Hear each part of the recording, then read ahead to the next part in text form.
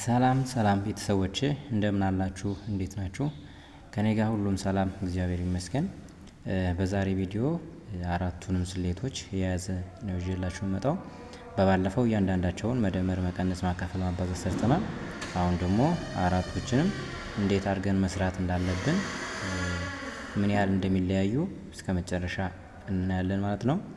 ከዛ መጀመሪያ ላይ ቁጥሮችን እንዴት ማንበብ እንዳለባችሁ አሳያቻችሁ ነው ወደዛ መገባው።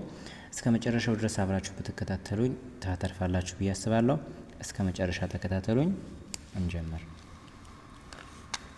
እሺ አሁን ቁጥር እንዴት እንደምታነቡ ነው ማሳያችሁ። 3 ቁጥሮች እንጻፍላችሁና 4 እስከ 1 ሺህ ስለተማመርን 4 አይነት ቁጥሮች እጽፋለሁ። እሺ የመጀመሪያው ከ1 እስከ 10 እስከ 9 ያሉ ቁጥሮች ተመሳሳይ አንድ ነገር ብለው ስለሚናበቡ ከስንት ልጀምር? 5 ብጽፍ 5። ከዛ ቀጣዩን ደግሞ 55 ብጽፍ እሺ። ከዛ ቀጣይ ደግሞ 555 ብጽፍ ከዛ ደግሞ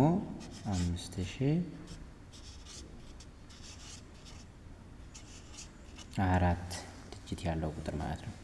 ይህ ማለት እስከ እሺ ያሉትን ለማወቅ ይረዳችኋል ማለት ነው። ሌላም ቁጥር ማድረግ እንችላለን። ይሄ የተሻለ ይሆናል ብዬ ነው። እሺ ይሄን የጻፍኩበት ይሄ ከ1 እስከ 10 ያሉ ቁጥሮች ይሄ 5 እንደሆነ ታውቁታላችሁ። 5 1 ማለት ነው የአንድ ቤት። ይሄ ደግሞ 55 የአንድ ቤት የ10 ቤት የ10 ቤት የሚባሉት የ10 ቤት የምንላቸው የአንድ ቤት የ10 ቤት እነዚህ ከስንት እስከ ስንት ያሉ ናቸው?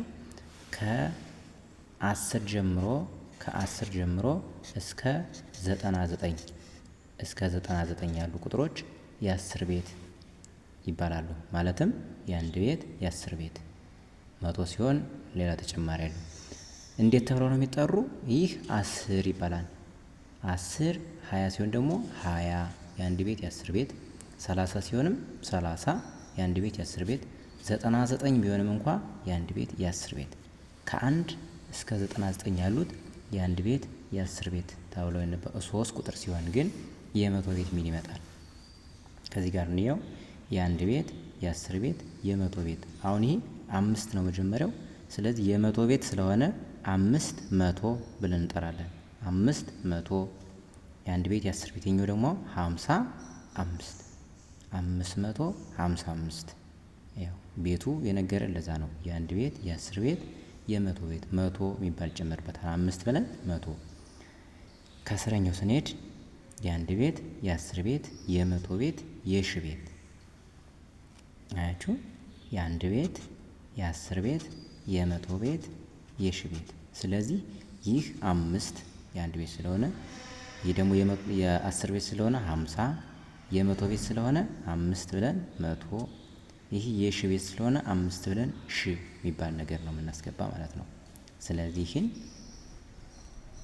ይህን ስናነባው 5 ብለን ሺ 555 እያንዳንዳቸውን ተንትናቸው ጽፏቸው እንዴት ይሆናሉ ማለት ነው።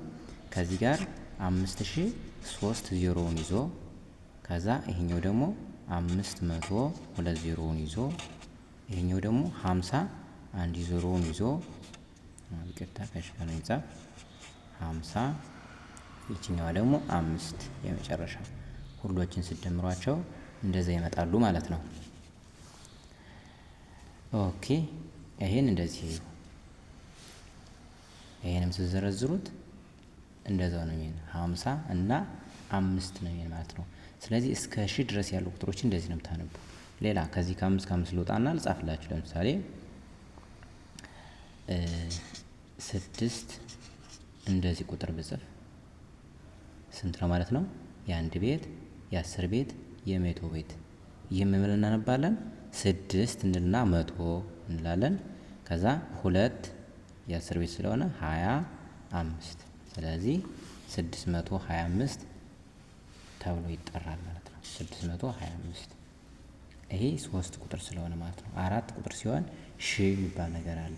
ለምሳሌ 1 2 እነዚህ ተራ ሆነው የተጻፉ ቁጥሮች ናቸው። ተራ ሆነው የተጻፉ ቁጥሮች ናቸው። እነዚህን አንብቡ ስላችሁ የአንድ ቤት፣ የ10 ቤት፣ የ100 ቤት፣ የሺ ቤት። ስለዚህ አንድ ትሉና ሺ፣ ይሄን የ100 ቤት ናልነው። 2 እና 100፣ ይሄ የ10 ቤት ነው 34፣ 1234 ብላችሁ ታነባላችሁ ማለት ነው። ስለዚህ ይህን ስትጽፉት በአማርኛ እንትን መጻፍ ትችላላችሁ። አንድ ትሉና ሺ፣ ከዛ 2 ትጽፉና 100፣ 1234 ብላችሁ ትጽፋላችሁ ማለት ነው። ይህን ወደ ፊደል ስትቀይሩት ማለት ነው። እሺ ወደ መደመር መቀነስ ልውሰዳችሁና ያላሳያችሁ።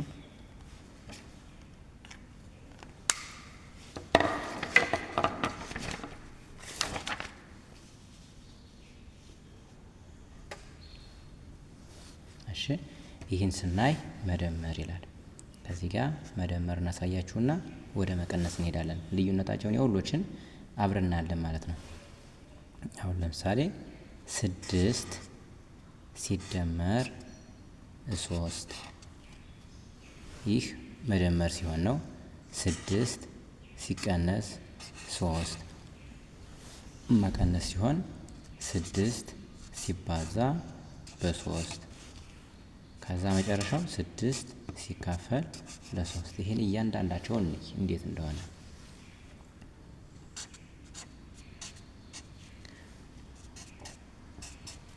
እሺ ይህ ማለት 6 ሲደመር 3 ሲደመር የሚለው ቃል ስንሰማው ይህን መደመር ማለት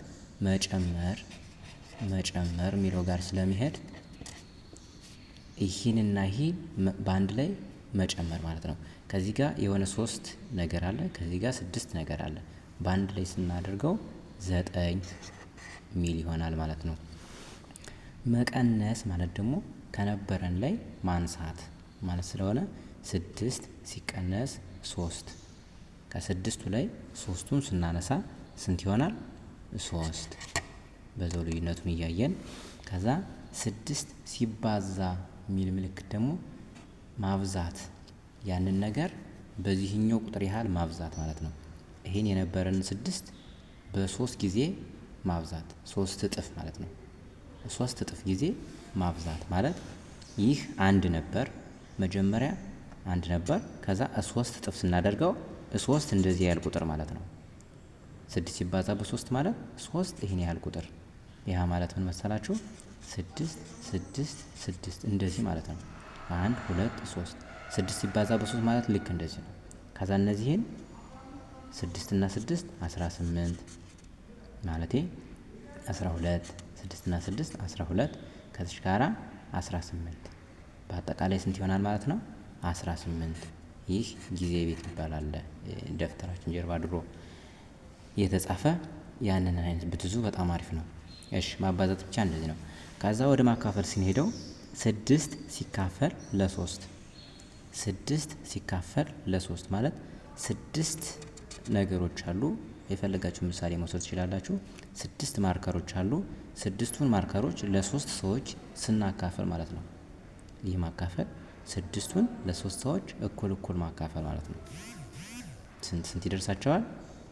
2 2 6 እንደዚህ ትጽፉና ጀማሪ ከሆናችሁ 6 ነገር እንደዚህ ጽፋችሁ ይህን ከ2 ስትከፍሉት ከዚህኛው 3 ከዚህኛው 3 ይደርሳል ማለት ነው። ስለዚህ ማካፈልን በዚህ እዩት። በጣም ቀለል ያለ ነገር ነው። ከዛ ልጨምርላችሁ እንችለው ተለቅ ባለ ቁጥር ጨምርላችኋለሁ። በመቀነስ መጀመር እንችላለን።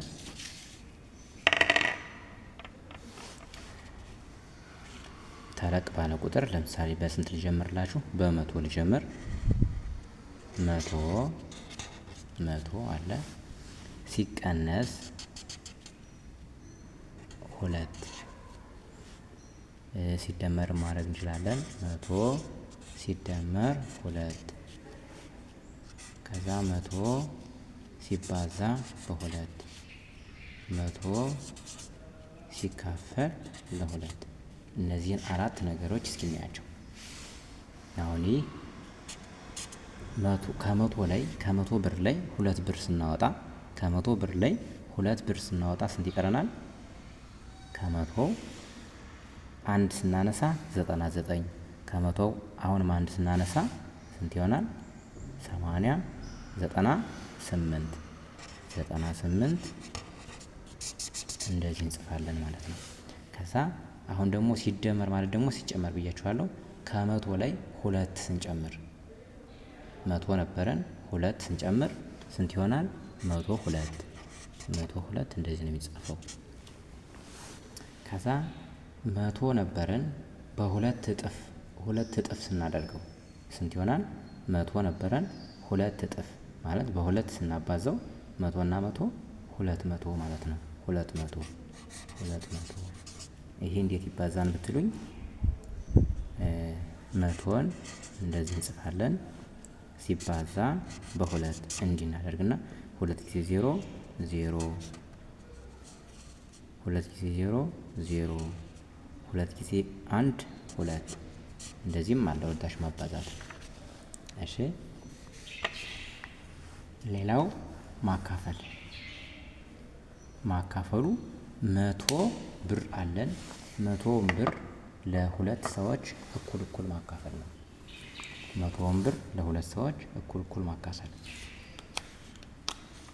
ስንት ይደርሳቸዋል ማለት ነው? እንዲሁ ስታስቡት 100 ብር ለሁለት ሰዎች እኩል ስታካፍላቸው 50 ነው የሚደርሳቸው። 50 መቶውን ከሁለት ስትከፍሉት ማለት ነው። መቶውን ከሁለት ስትከፍሉት ይህን መቶውን እጥፍ ስታደርጉት ነው። ይሄኛው ደግሞ መቶውን ከሁለት ስትከፍሉት ነው። ይሄኛው ደግሞ ከመቶ ላይ 2 ስትጨምሩ ነው። ከመቶ ላይ 2 ስትቀንሱ ነው። ሁሉም እነዚህ የምታያቸው ሳይኖች በጣም ልዩነት አላቸው። ከዚህ ጀምረን የምናያቸው ሁለቱም ቢሆን የራሳቸው የሆነ ልዩ የሆነ ባህሪ አላቸው ማለት ነው። እሺ ሌላ በእነዚህ ህግ ደግሞ ለየት ያለ የምንላቸው በዜሮ እና በአንድ እነዚህ ሁለት ቁጥሮች ለሁሉም ቢሆን የተለያየ አይነት ባህሪ ያላቸው 0 እና 1 እሱ ምንድነው? እሺ በዚህ በአንድ ልስራ፣ ከዚህ ጋር ደግሞ በዜሮ እሰራለሁ። ለምሳሌ የሆነ አንድ ቁጥር እንውሰድ። ያን ቁጥር 12 ቢሆን 12 ሲደመር 1 12 ሲቀነስ 1 12 ሲባዛ በ1 12 ሲካፈል ለ1 ከዛ ከዚህኛው ደግሞ 12 ሲደመር 0 12 ሲቀነስ 0 12 ሲባዛ 0 12 ሲካፈል ለ0። እሺ እነዚህንም እናያለን። የእነዚህ ህግ ምን ማለት ነው? አንድ በመደመር ጊዜ ትጨምራለህ። እንደ 0 እንትን አይደለችም፣ አይለውጥ አይደለችም። በመደመር ጊዜና በመቀነስ ጊዜ ትቀንሳለችም ትጨምራለችም።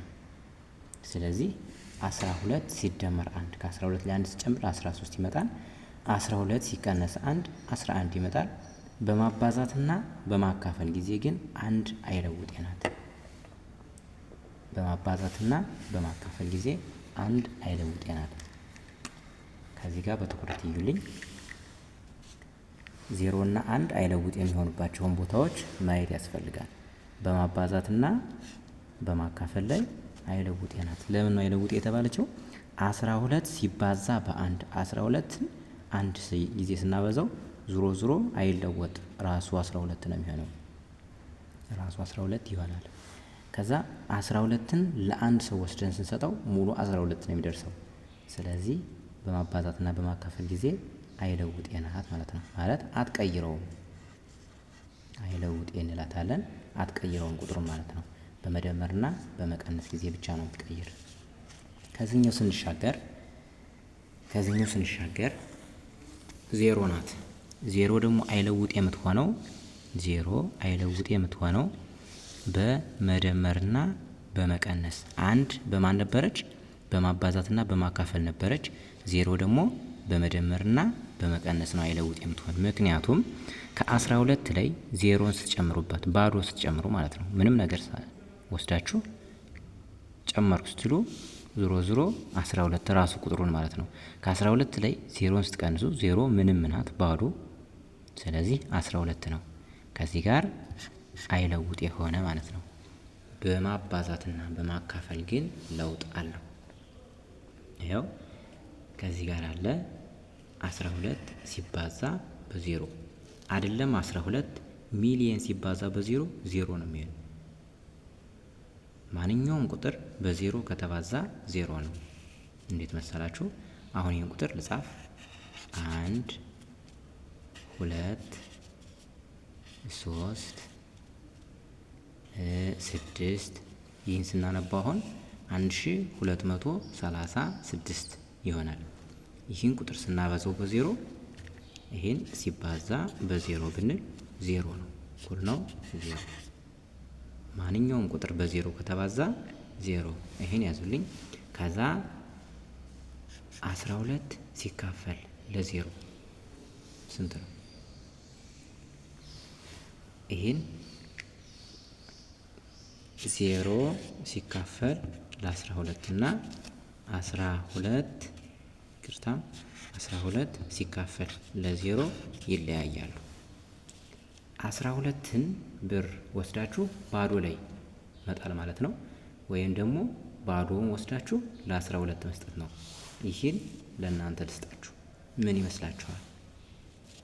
ኮሜንት ላይ ላሳወቀኝ አድናቂው ነኝ። ይህ ምን መሰላችሁ? መልሱ ምን ሊሆን ይችላል ነው። 12 ሲካፈል ለዜሮ ምን ሊባል ይችላል? ዜሮ ሲካፈል ለቁጥር ወይም ለ12 ይህ ምን ሊሆን ይችላል? ይህን እስኪ ወይ ጠይቁ፣ ከቻላችሁ ደግሞ ኮሜንት ላይ አሳውቁኝ። እስከዚህን ሰዓት ላይ ነበረን ቆይታ አመሰግናለሁ። ቀጣይ ላይ በአማርኛ ወይም እንግሊዘኛ ቪዲዮዎች ላይ እንገናኛለን። እስከዛው ድረስ መልካም ጊዜ። ነገር ግን ይህን ቪዲዮ ሼር፣ ላይክ እና ሰብስክራይብ በማድረግ ለኔ ቤተሰብ ሁኑ። እኔንም ግዙኝ እላለሁ። መልካም ጊዜ